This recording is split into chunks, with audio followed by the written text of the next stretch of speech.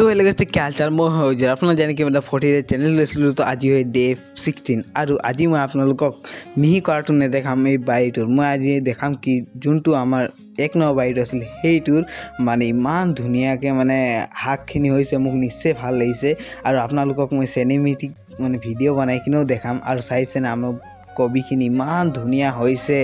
আৰু মোক নিজে ভাল লাগিছে তেনে হলে মই আপোনালোকক এইখিনি দেখাই দিলো মানে কি ৰুইছিল তো আপোনালোকে চিনি পাবই তেনে হলে বলা সিনেমেটিকত দেখাম বলা লেটস গো